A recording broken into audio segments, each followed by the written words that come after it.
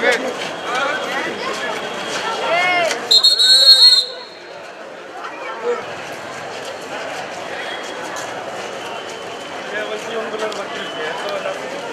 থানা 23-3-25 রাশেদ খান মেনন, সাবেক মন্ত্রী, সাবেক অবৈধ এমপি, শেখ হাসিনার দোসর, স্বৈরাচারের মূল নীল নকশা ওনারা করেছেন।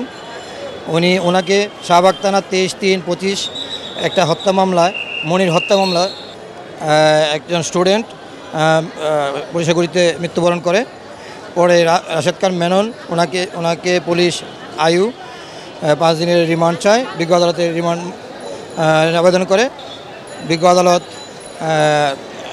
রাষ্ট্রপক্ষের আবেদন শুনেন এবং আসামি পক্ষের আইনজীবীদের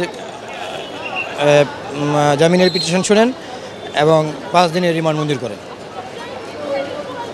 আর যাত্রাবাড়ি 8-1-25 আবুল হোসেন 302-এর মামলা গ্রেপ্তার করেন ওসি, যাত্রাবাড়ির ওসি, সাবেক ওসি আবুল হোসেন। ওনাকে একটা 8-1-25 302-এর মামলায় সুনির্দেশ দেখান। আবার তেজগাঁও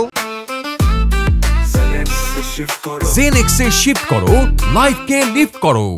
12-9-25 মোহাম্মদ শামীমা আক্তার 326-এর মামলা, যুবলীগ নেত্রী, ওনাকে সুনির্দেশ দেখান।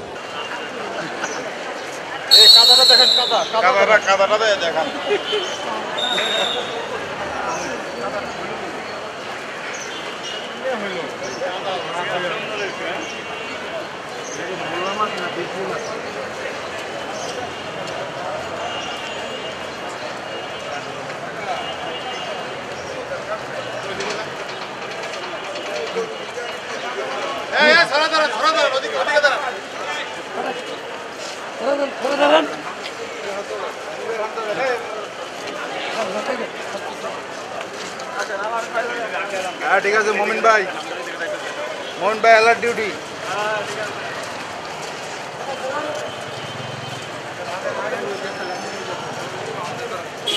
সাংবাদিক একজনে দেখি পারফেক্ট সাংবাদিক আজীবন থাকে।